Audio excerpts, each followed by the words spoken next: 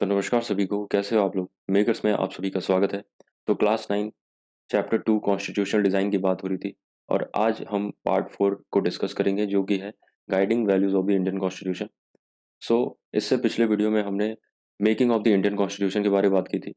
Indian constitution को बनाने time क्या-क्या मेकर्स के सामने डिफ़िकल्टीज़ थी और क्या-क्या बिग एडवांटेजेस थे, उन सभी चीज़ों को समझा था। क्या-क्या सोर्सेस से फीचर्स हमने अडॉप्ट किया था अपने कॉन्स्टिट्यूशन में, उस चीज़ को भी हमने जाना था। और कॉन्स्टिट्यूएंट असेंबली क्या होती है, ड्राफ्टिंग कमेटी क्या होती है, कॉन्स्टिट्यूशन के पीछे की रैशनैलिटी क्या होती है, इन सभी चीज़ों के ऊपर हमने थोरली डिस्कशन किया था। सो आज के इस वीडियो में हम बात करने वाले हैं guiding values of the Indian constitution. So जिस मेकर्स ने जिन मेकर्स ने कॉन्स्टिट्यूशन को बनाया था, तो वो जो कॉन्स्टिट्यूशन प्रिपेयर होने के बाद क्या-क्या सी ऐसी वैल्यूज़ है जो कॉन्स्टिट्यूशन में दिखती है, जो अभी तक हम लोग उस चीज़ को फॉलो करते जा रहे हैं हमारे इंडियन कॉन्स्टिट्यूशन को, तो क्या ऐसी वैल्यू प्रोवाइड करती है हमारी कॉन्स्टिट्यूशन, उस चीज़ के बारे में हम लोग थॉरोली डिस्कस करेंगे। सो इस बुक में क्या बात होगी, इस बुक में कॉन्स्टिट्यूशन के अंदर जितने भी या हमारे कंट्री के अंदर जितने भी डिफरेंट सब्जेक्ट्स हैं या जितने भी डिफरेंट इश्यूज हैं, तो वो हमारे कॉन्स्टिट्यूशन के अंदर उन सभी इश्यूज के पीछे क्या-क्या प्रोविजंस है या क्या-क्या उन सभी इश्यूज के पीछे क्या-क्या ऐसे विशेष अधिकार है कॉन्स्टिट्यूशन में, उन सभी चीज़ को हम इस बुक में पढ़ेंगे। और अभी हम स्टार्ट करते हैं कि कॉन्स्टिट्यूशन के अंदर की ओवरऑल फिलॉसफी क्या है, उस चीज़ को हम समझते हैं। ठीक है? और हम ये भी समझेंगे कि हमारा जो कॉन्स्टिट्यूशन वो असल में वो चीज़ क्या है। ठीक है? So what our constitution is all about, ये चीज़ हम डिस्कस करेंगे। तो we can do this in two ways, हम कॉन्स्टिट्यूशन को दो तरीके से समझ सकते हैं। तो पहला जो तरीका है वो है by reading the views of some of our major leaders on our constitution. So this is the first way, हम जिससे समझ सकते हैं कि कॉन्स्टिट्यूशन क्या है। और सेकंड वे है कि हम अपने प्रियम्बल को समझ के ये पता कर सकते हैं कि कॉन्स्टिट्यूशन क्या है। ठीक है? क्योंकि प्रियम्बल जो है वो एक कॉन्स्टिट्यूशन की फिलॉसफी को डिफाइन करती है। ठीक है? या बोल सकते हैं कि कॉन्स्टिट्यूशन की जो शॉर्ट रिप्रेजेंटेशन है या मेन रिप्रेजेंटेशन है वो क्या है, हमारी प्रियम्बल है। तो इस चीज़ को भी हम इक्वली और इम्पोर्टेंट वे में हम इन सभी चीज़ों को समझेंगे।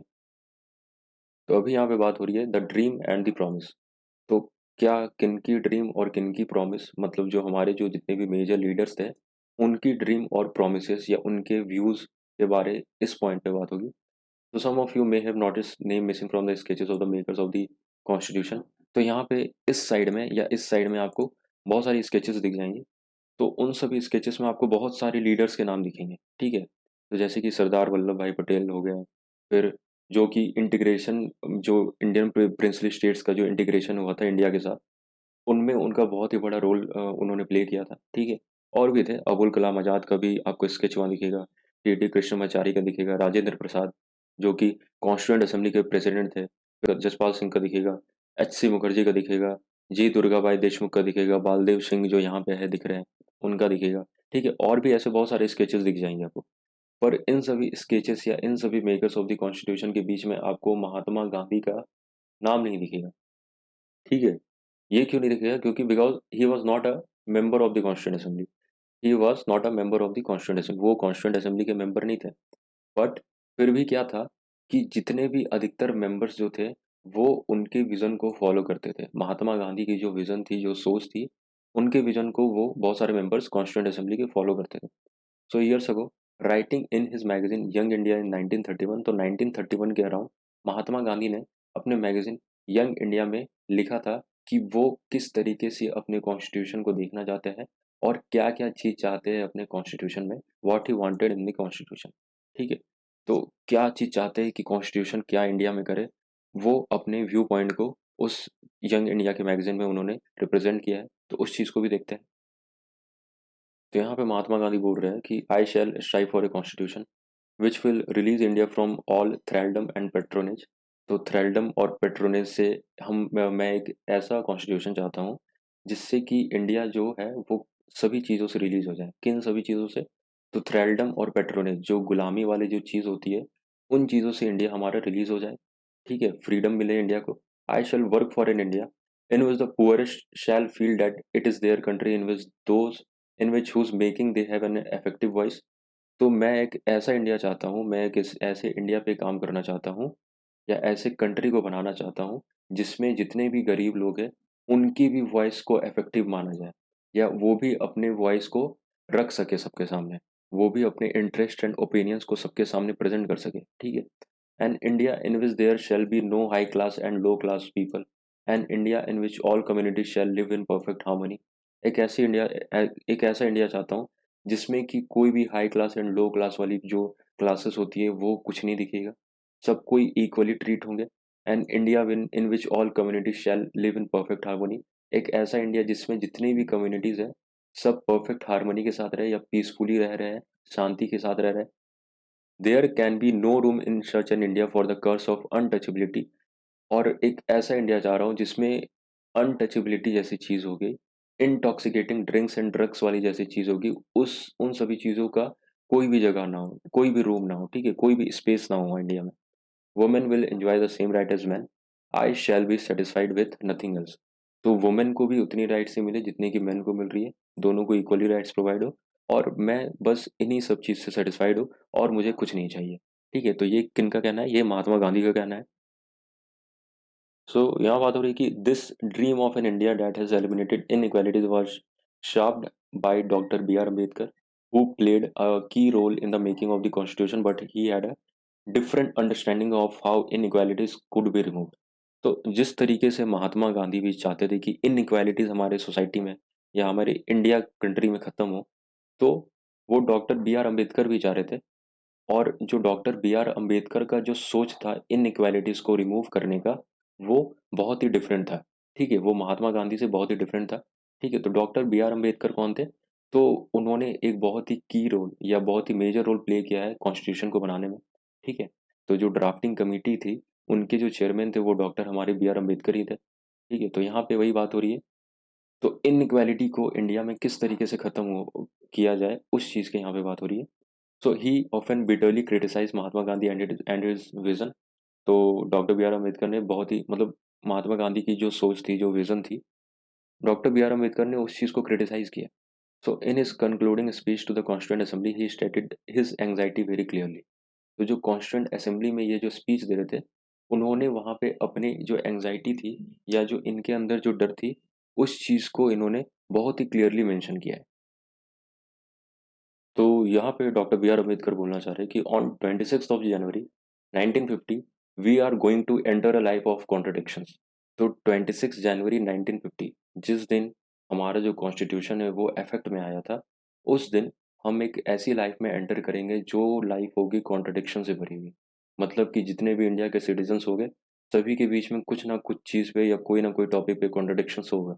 अब ये क्यों होगा, इस चीज़ को समझते हैं। So in politics we will have equality and in social and economic life we will have inequality। तो पॉलिटिक्स में इक्वालिटी रहेंगी but social and economic life में इनइक्वालिटी रहेंगी। In politics we will recognising the principle of one man one vote and one vote one value. तो politics में हम किस तरीके से कौन से प्रिंसिपल्स को यूज़ करते हैं, तो यूनिवर्सल एडेड फ्रेंचाइजी के प्रिंसिपल को, जो one man one vote and one value की बात करती है। बट अगर सोशल एंड इकोनॉमिक लाइफ में अगर इस चीज़ को देखा जाए, तो हम वन मैन वन वैल्यू वाली चीज़ को हम क्या करते हैं, इस प्रिंसिपल को डिनाई ही कर देते हैं। इसका मतलब क्या हुआ कि सोशली और इकोनॉमिकली जितने भी इंडिया के सिटीजन्स हैं, वो इक्वल नहीं है, ठीक है? बट पॉलिटिकल लेवल पे देखा जाए तो उन्हें इक्वली ट्रीटमेंट मिल रहा है, बट सोशली एंड इकोनॉमिकली उन्हें इक्वली ट्रीटमेंट नहीं मिल रहा है। क्योंकि हमारे जो इंडिया का सोशल एंड इकोनॉमिक स्ट्रक्चर है, वो इस प्रिंसिपल को ही डिनाई करता है, one man and one value वाले प्रिंसिपल को ही डिनाई करता है। So how long shall we continue to live this life of contradictions. तो ये जो कॉन्ट्रडिक्शंस भरी वाली लाइफ जो है, या जो इंडिया जो कॉन्ट्रडिक्शंस वाली लाइफ में एंटर करने वाला है, ये कितने दिन तक चलेगा और ये कैसे चलेगा? How long shall we continue to deny equality in our social and economic life. तो हम कब तक इक्वालिटी को डिनाई करेंगे हमारे सोशल एंड इकोनॉमिक लाइफ में? If we continue to deny it for long, we will do so only by putting our political democracy in peril. ठीक है, अगर हम इसी चीज़ को कंटिन्यू डिनाई करते रहे बहुत ही लंबे समय तक, तो हम क्या करेंगे, हम हमारे पॉलिटिकल डेमोक्रेसी को एक बहुत ही बड़े डेंजर में डाल देंगे, ठीक है? तो अगर पॉलिटिकल डेमोक्रेसी क्या हो जाएगी हमारी, डेंजर में आ जाएगी, बहुत ही ग्रेट डेंजर में आ जाएगी, अगर हम सोशल एंड इकोनॉमिक लाइफ को इक्वालिटी प्रोवाइड नहीं करेंगे। अगर हम इक्वालिटी को डिनाई करते रहेंगे, तो ये कहना था डॉक्टर बी आर अम्बेडकर का, ठीक है? तो अब यहाँ पे आप देख सकते हो एक स्पीच है जो कि जवाहरलाल नेहरू की है, ठीक है? तो ये जो स्पीच थी वो जवाहरलाल नेहरू ने 15 अगस्त 1947 को दिया था, मिडनाइट आवर के टाइम, और ये कॉन्स्टिट्यूएंट असेंबली में ये स्पीच दी गई थी। सो यहाँ पे बताया जा रहा है कि long years ago we made a tryst with destiny and now the time comes when we shall redeem our pledge, not wholly or in full measure but very substantially. तो यहाँ पे ये जवाहरलाल नेहरू बोल रहे हैं कि बहुत साल पहले हमने अपने नियति के साथ क्या किया था, एक वादा किया था, या बोल सकते हैं अपने डेस्टिनी के साथ एक वादा किया था, और अब टाइम आ चुका है कि हम उस वादा को या हम उस प्लेज को क्या करें, पूरा करें। पूरे तरीके से अगर नहीं हो तो फिर भी कुछ हद तक हमें क्या करना चाहिए, उस चीज़ को पूरा करना चाहिए। So at the stroke of midnight hour when the world sleeps India will awake to life and freedom. तो आधी रात के समय जब पूरी दुनिया सो रही होगी तो इंडिया क्या करेगा, इंडिया अपने फ्रीडम के लिए जागेगा। A moment comes which comes but rarely in history when we step out from the old to the new, when an age ends and when the soul of the nation long suppressed find utterance. तो history में एक ऐसा moment आता है जब जब जो nation है वो ओल्ड से न्यू की ओर स्टेप करता है, और जो पुराना जो पीरियड था वो खत्म हो जाता है, और जो एक नेशन का जो सोल था, जिसको बहुत साल तक क्या किया गया था, सप्रेस्ड करके रखा गया था, दबा के रखा गया था, अब उस सोल को क्या मिलती है, आज़ादी मिलती है, फ्रीडम मिलती है। ठीक है? So it is fitting that at this solemn moment we take the pledge of dedication to the service of India and her people and to the still larger cause of humanity. तो इस moment में हम ये dedication करते हैं कि जो भी इंडिया के जो लोग हैं और इंडिया में जो भी हमें सर्विस देनी होगी, उसके पीछे हम पूरे डेडिकेटेड होंगे और ह्यूमैनिटी को बना के चलेंगे। ठीक है? Freedom and power bring responsibility. The responsibility rests upon this assembly, a sovereign body representing the sovereign people of India. तो ये बोल रहे हैं कि फ्रीडम और पावर जो है वो क्या करती है, वो रिस्पॉन्सिबिलिटी लाती है, इट ब्रिंग्स रिस्पॉन्सिबिलिटी। और ये जो रिस्पॉन्सिबिलिटी है अभी किसके ऊपर है, तो ये असेंबली के ऊपर है, कॉन्स्टिट्यूंट असेंबली के ऊपर है। ये सॉवरेन बॉडी जो कॉन्स्टिट्यूंट असेंबली है वो क्या करे, वो रिप्रेजेंट करे all the sovereign people of India को। So before the birth of freedom, we have endured all the pains of labor, and our hearts are heavy with the memory of this sorrow. Some of these pains continue even now. Nevertheless, the past is over, and it is the future that beckons to us now. तो ये यहाँ पे बहुत सारे pens, जितने भी type के अलग अलग मेमोरी पूरे इंडियन पीपल को दिखने को मिले हैं, उन सभी मेमोरीज की बात कर रहा है। और ये जो पेन है वो अभी भी कंटिन्यू है, उस चीज़ की भी बात कर रहे हैं। पर ये बोल रहे हैं कि अब फ्यूचर की ओर हमें क्या करना होगा, इशारा करना होगा, अब फ्यूचर को हमें देखना होगा। That future is not one of ease or resting, but of incessant striving so that we may fulfill the pledges we have so often taken and that one we shall take today. तो ये जो future होगा वो सिर्फ आराम करने के लिए नहीं होगा, वो किस चीज़ को करने होगा, जो भी प्लेज हमने लिया है उन सभी प्लेज को फुलफिल करने के लिए होगा। So the service of India means the service of millions who suffer.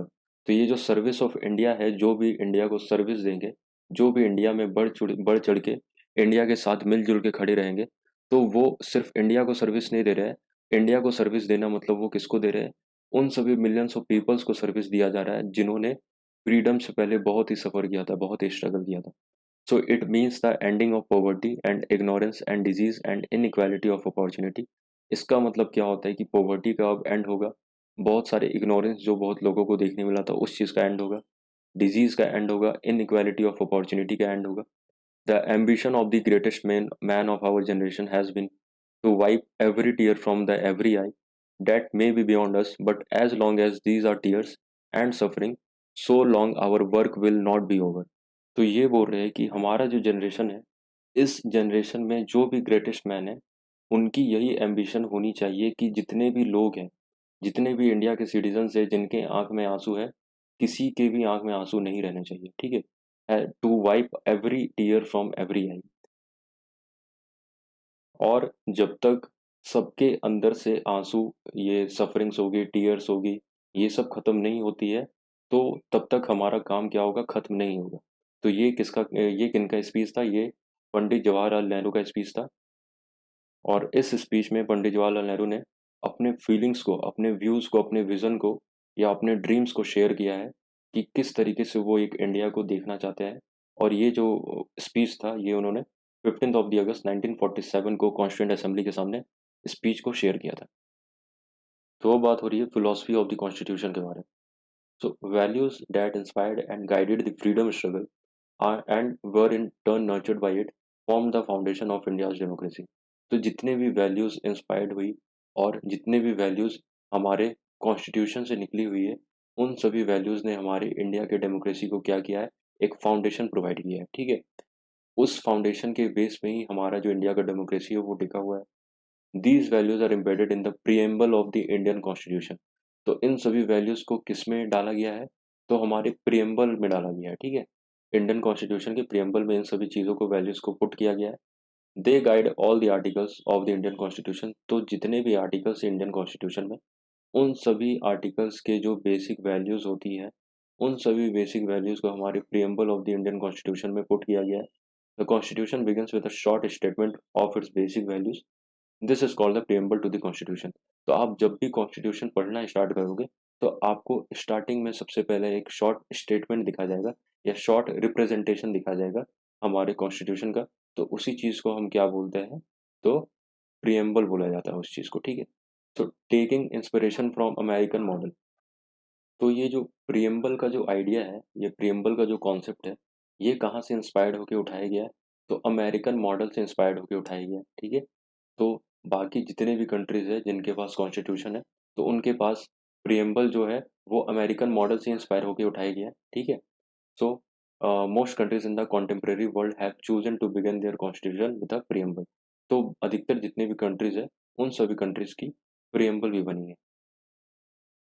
तो यहाँ पे आप देख सकते हो, ये यूनाइटेड स्टेट्स ऑफ अमेरिका का ये प्रिएम्बल है। ठीक है, और अगर आप इसके नीचे में देखोगे, तो यहाँ पे आपको दिख जाएगा साउथ अफ्रीका का प्रिएम्बल। तो ये दोनों प्रिएम्बल आप रीड कर सकते हो अपने से। तो फिर है let us read the preamble of our constitution. तो ये जो यहाँ पे जो दिख रहा है, ये हमारे इंडियन कॉन्स्टिट्यूशन का प्रिएम्बल है। तो इन इस प्रिएम्बल को हम बहुत ही केयरफुली और हर एक मीनिंग को अंडरस्टैंड करते हुए पढ़ेंगे। ठीक है, और ये जो प्रिएम्बल है, ये हमारे इंडियन कॉन्स्टिट्यूशन की ओवरऑल फिलॉसफी को डिफाइन करती है। जितने भी ओवरऑल फिलॉसफी इंडियन कॉन्स्टिट्यूशन की दी हुई है, वो सभी चीज़ें हमारे प्रिएम्बल में पुट है। तो it provides a standard to examine and evaluate any law and action of the government to find out whether it is good और बैड। तो हमारे गवर्नमेंट के अंदर या गवर्नमेंट में जितने भी चीज़ें हो रही है, जितने भी लॉज एंड जितने भी एक्शंस हो रहे हैं, उन सभी चीज़ों को एग्जामिन करना और इवैल्यूएट करने के लिए ये जो हमारा प्रिएम्बल है, वो एक स्टैंडर्ड वैल्यू प्रोवाइड करता है। ठीक है, तो it is the soul of the Indian constitution. तो जो हमारा प्रिएम्बल है, वो हमारी इंडियन कॉन्स्टिट्यूशन का सोल है। सो अभी हम इंडियन कॉन्स्टिट्यूशन के प्रिएम्बल को रीड करते हैं और समझते हैं कि क्या है। जब आप प्रिएम्बल को रीड करना स्टार्ट करोगे, हमारे इंडियन कॉन्स्टिट्यूशन के प्रिएम्बल को, तो आपको जो प्रिएम्बल है वो 3 कंपोनेंट्स में डिवाइडेड होते हुए दिखेंगी। एक तो ये वाला कंपोनेंट हो गया फर्स्ट, फिर आ गया ये नीचे वाला, ये हो गया आपका पूरा सेकंड कंपोनेंट, और फिर अगर आप नीचे जाओगे, तो ये जो है ये हो गया आपका थर्ड कंपोनेंट। ठीक है, तो first, second and third component को पहले हम रीड करेंगे और समझेंगे कि क्या-क्या चीज़ें इसमें बताई गई हैं। तो फर्स्ट कंपोनेंट में बात हो रही है we the people of India having solemnly resolved to constitute India into a sovereign, socialist, secular, democratic republic and to secure all its citizens। तो यहाँ पे ये जो कॉन्स्टिट्यूशन बनाया गया, ये जो प्रियम्बल बनाया गया है, ये तो हमारे कॉन्स्टिट्यूंट असेंबली के द्वारा बनाया गया है। बट यहाँ पे किनको रिप्रेजेंट किया गया है, we the people of India को रिप्रेजेंट किया गया है। ठीक है, तो we the people of India having solemnly resolved to constitute India into a sovereign। तो इंडिया को किस तरीके से हम लोग कॉन्स्टिट्यूट कर रहे हैं, sovereign, socialist, secular, democratic and republic वे में। तो पहले तो इन सभी चीज़ों की मीनिंग समझते हैं। और ये जो फर्स्ट कंपोनेंट है, ये फर्स्ट कंपोनेंट क्या डिफाइन करता है, तो ये फर्स्ट कंपोनेंट हमारे नेचर ऑफ इंडियन स्टेट को डिफाइन करता है। ठीक है, तो हमारी इंडियन स्टेट का किस तरीके क्या नेचर है, उस चीज़ को हमारा फर्स्ट कंपोनेंट डिफाइन करता है। जो सेकंड कंपोनेंट है, वो बताता है कि कॉन्स्टिट्यूशन की ऑब्जेक्टिव्स क्या क्या है। ठीक है, कॉन्स्टिट्यूशन की क्या क्या ऑब्जेक्टिव्स है, वो सेकंड कंपोनेंट हमारा बताता है। और अगर थर्ड कंपोनेंट की बात की जाए, तो थर्ड कंपोनेंट में आपको date of adoption of constitution के बारे में बताया जाएगा कि किस दिन हमारा जो कॉन्स्टिट्यूशन है वो अडॉप्ट हुआ था। तो एक एक करके पहले सभी कीवर्ड्स को हम समझते हैं। तो फर्स्ट कीवर्ड यहाँ दिया है कि we the people of India. तो we the people of India कौन हुए? The constitution has been drawn up and enacted by the people. तो ये जो कॉन्स्टिट्यूशन है ये किनके द्वारा बनाया गया है और किनके लिए बनाया गया है? तो जितने भी सिटीजन्स हैं इंडिया के लिए, इंडिया के, उनके लिए बनाया गया। ठीक है, तो वो किसके द्वारा बनाया गया? तो उन सभी पीपल के रिप्रेजेंटेटिव्स के द्वारा बनाया गया। तो ये जो कॉन्स्टिट्यूशन है वो किसी किंग या किसी आउटसाइड पावर को हैंडेड नहीं किया गया। ये जितने भी सिटीजन्स हैं उनको हैंड ओवर किया गया। इसीलिए ये we the people of India mention होता है हमारे प्रेम्बल में। फिर जो सेकंड कीवर्ड है वो सॉवरेन है। So people have supreme right to make decisions on internal as well as external matter. तो जितने भी सिटीजन्स हैं उनको इंडिया में हो रहे जितनी भी चीज़ें हैं या इंडिया के बाहर हो रहे जितने भी चीज़ें हैं, तो इंटरनल एंड एक्सटर्नल मैटर्स पे उनको राइट है कि वो डिसीजन अपना प्रोवाइड कर सकते हैं। और ये भी है कि कोई भी external power government of India को डिक्टेट नहीं कर सकती। ठीक है, कोई भी एक्सटर्नल पावर जो है वो हमारे कंट्री के गवर्नमेंट ऑफ इंडिया को डिक्टेट नहीं कर सकती है। तो ये क्या बताता है? सॉवरेनिटी वाली चीज़ बताती है। थर्ड वन है सोशलिस्ट।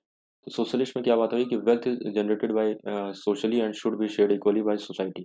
तो जो वेल्थ होता है वो सोशली डिवाइड होता है और उसको सोसाइटी में इक्वली सबके ऊपर सबको प्रोवाइड करना चाहिए। सो गवर्नमेंट का काम होता है to regulate the ownership of land and industry to reduce socio economic inequalities.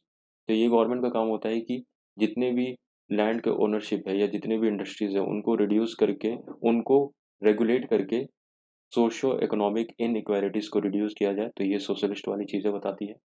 फिर जो थर्ड वन है वो सेक्युलर है। सेक्युलर में बात हो रही है कि citizens have complete freedom to follow any religion. किसी भी सिटीजन को फ्रीडम है कि वो किसी भी रिलीजन को फॉलो कर सकते हैं। और ये जो इंडिया हमारा कंट्री है इसकी कोई ऑफिशियल रिलीजन नहीं है। जैसे कि इंडिया से जब पाकिस्तान डिवाइड हुआ था तो पाकिस्तान एक रिलीजियस डिफरेंस के बेसिस पर डिवाइड हुआ था। और पाकिस्तान अभी के टाइम में देखा जाए तो वो एक इस्लामिक नेशन है। तो उसी तरीके से इंडिया के पाकिस्तान का इस्लामिक नेशन है बट इंडिया ये चीज़ को फॉलो नहीं करती है। ये अपने किसी भी रिलीजन को ऑफिशियल रिलीजन नहीं मानती है। तो government treats all religious believes and practices with equal respect. क्यों नहीं माना जाता है? क्योंकि जितने भी रिलीजियस बिलीव्स है, प्रैक्टिसेस है, उनको इक्वल रिस्पेक्ट प्रोवाइड करती है हमारी गवर्नमेंट। फिर है डेमोक्रेटिक का क्या मतलब है? So a form of government where people enjoy equal political rights.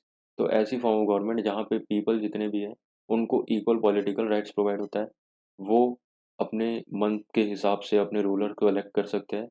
वो उनको अकाउंटेबल फॉर्म में रिप्रेजेंट कर सकते हैं कि वो गवर्नमेंट की अकाउंटेबिलिटी को संभाले। तो the government is run according to the some basic rules. और ये जो गवर्नमेंट जो बनती है उनके लिए भी बहुत सारी बेसिक रूल्स बनी हुई है। उस हिसाब से गवर्नमेंट को काम करना होगा। ठीक है, तो ये डेमोक्रेटिक वाली पॉइंट होगी।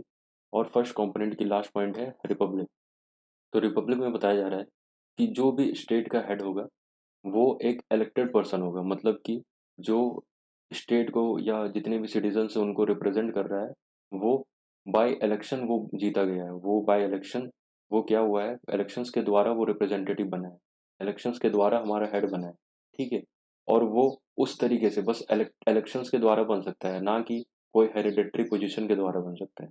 हेरिडेटरी पोजीशन मतलब कि जैसे मोनार्की सिस्टम में क्या होता था, राजा का बेटा राजा बन रहा है। तो उस तरीके से वो हेरिडेटरी वाली सिस्टम यहाँ पे नहीं है। मोनार्की सिस्टम तो नहीं है।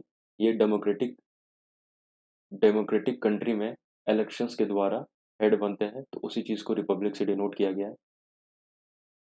तो सेकंड कंपोनेंट में है justice, social, economic and political, liberty of thought, expression, belief, faith and worship, equality of status and of opportunity, and to promote among them all fraternity, assuring the dignity of the individual and the unity and integrity of the nation। ये जो second component में है, second component की जो ये जो justice हो गई, ये जितने भी पॉइंट्स हैं इन सभी पॉइंट्स को भी पहले हम समझते हैं। तो जस्टिस में क्या बात हो रही है? Citizens can not discriminated on the ground of caste, religion and gender. तो कोई भी इंडिया के जितने भी सिटीजन्स हैं उनको कास्ट के, रिलीजन के और जेंडर के बेसिस पे डिस्क्रिमिनेट या डिफरेंशिएट नहीं किया जा सकता। Social inequalities have to be reduced. जितने भी इंडिया में सोशल इनइक्वालिटीज थी उनको रिड्यूस करना होगा। तो government should work for the welfare of all, specially of the disadvantage group. तो इसके लिए गवर्नमेंट को सभी लोगों के वेलफेयर के लिए काम करना होगा और गवर्नमेंट को जो भी डिसएडवांटेज ग्रुप है इंडिया के सिटीजन उनके लिए स्पेशली काम करना होगा। फिर है लिबर्टी। सो लिबर्टी क्या है? So there are no unreasonable restrictions on the citizen in what they think, how they wish to express their thought and the way they wish to follow up their thoughts in action. तो liberty में क्या बात हो रही है कि सबको freedom है सोचने का, सबको फ्रीडम है अपने आप को एक्सप्रेस करने का या किसी भी चीज़ को बिलीव करने का, किसी भी चीज़ पे फेथ करने का या वर्शिप करने का। तो इस चीज़ के लिए सबको लिबर्टी प्रोवाइडेड है। फिर इक्वालिटी की बात हो रही है। सो यहाँ बोल रहा है कि all are equal before the law. जितने भी सिटीजन्स हैं वो लॉ के सामने सभी लोग इक्वल हैं। किसी को डिस्क्रिमिनेट नहीं किया जाएगा लॉ के सामने। तो the traditional social inequalities have to be ended. जितनी भी इनइक्वालिटीज थी, चाहे वो सोशल और ट्रेडिशनल वे में हो, तो सभी चीज़ को ख़त्म किया जाए, बंद किया जाए।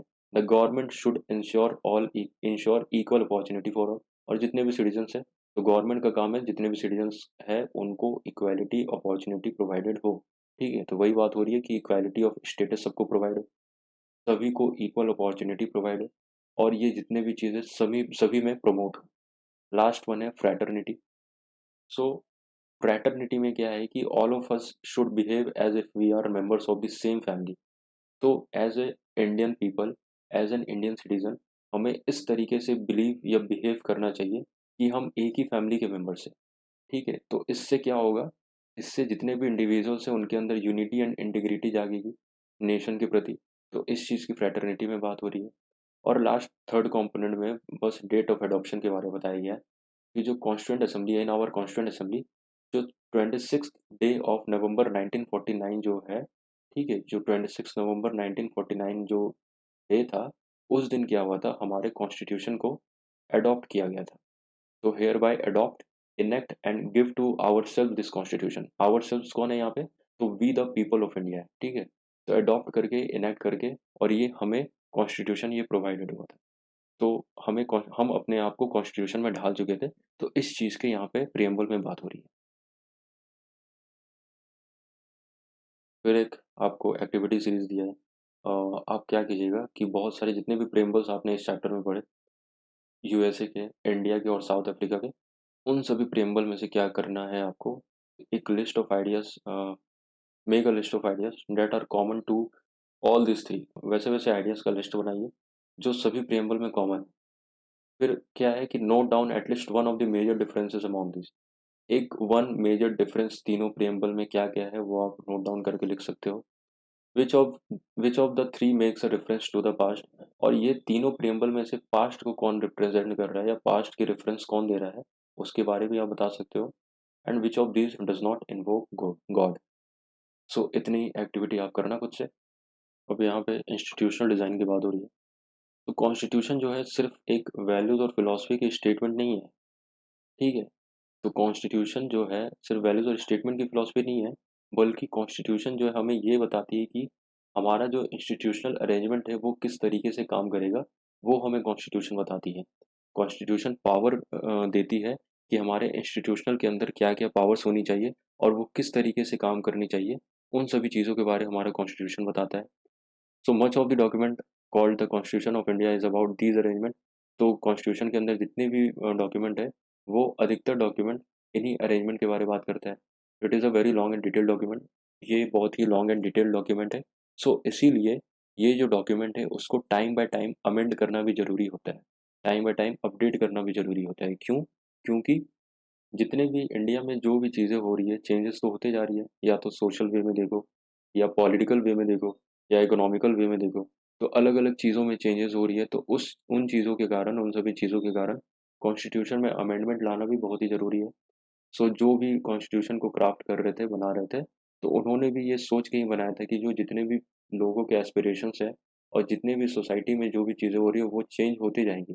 तो इसके लिए कॉन्स्टिट्यूशन में अमेंडमेंट होना ज़रूरी है।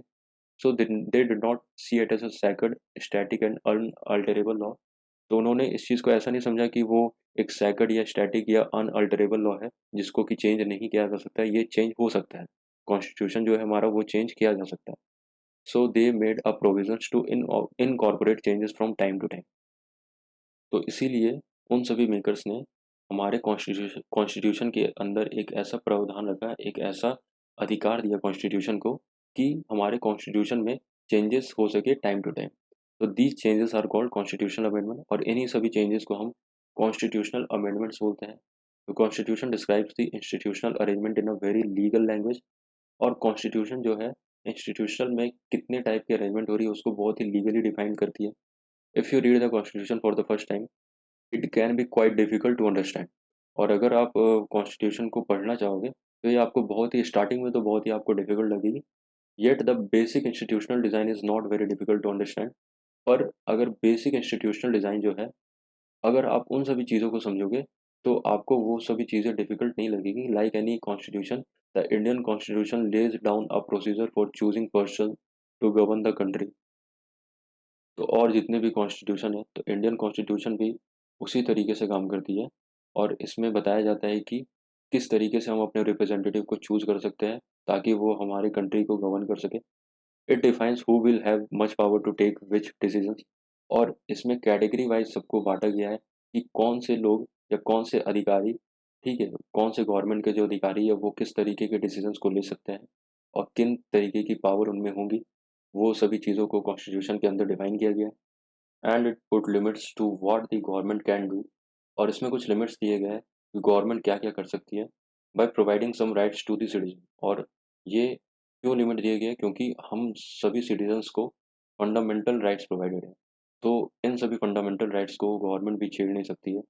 तो that can not be violated. इन सभी फंडामेंटल राइट्स को गवर्नमेंट भी वायलेट नहीं कर सकती है। उस तरीके की लिमिट गवर्नमेंट को भी दी गई है। So the remaining three chapters in this book are about these three aspects of the working of Indian Constitution। और भी जितने भी चैप्टर्स हैं उन सभी चैप्टर्स में इन सभी एस्पेक्ट्स के बारे में बताया जाएगा इंडियन कॉन्स्टिट्यूशन के बारे में। तो we shall look at some key constitutional provisions in each chapter and understand how they work in democratic politics. और आने वाले चैप्टर में हम बहुत सारे कॉन्स्टिट्यूशनल प्रोविजंस के बारे में समझेंगे और वो हमारे डेमोक्रेटिक पॉलिटिक्स में किस तरीके से काम करती है। But this text book will not cover all the salient features of the institutional design in the Indian constitution. Some other aspects will be covered in your textbook next year। तो इसी के साथ ये चैप्टर जो है complete होती है। Chapter 2 जो कि कॉन्स्टिट्यूशनल डिज़ाइन था वो कंप्लीट हो चुका है। और आई होप ये वीडियो आपको अच्छा लगा हो और ये चैप्टर आपको क्लियरली समझ में आ गई हो। अगर आपको इस वीडियो से रिलेटेड कोई भी डाउट हो तो आप वो चीज़ कमेंट करके पूछ सकते हो, ठीक है। और अगर आपको ये वीडियो अच्छा लगा हो तो वीडियो को आप लाइक कर दें, चैनल को सब्सक्राइब कर दें और शेयर करना ना भूलें। और जितने भी चीज़ें हैं वो आप कमेंट करके पूछ सकते हो, ठीक है। तो टिल देन नेक्स्ट वीडियो में मिलते हैं, और till then keep learning, keep growing and keep reaching the stars. Thank you and have a great day.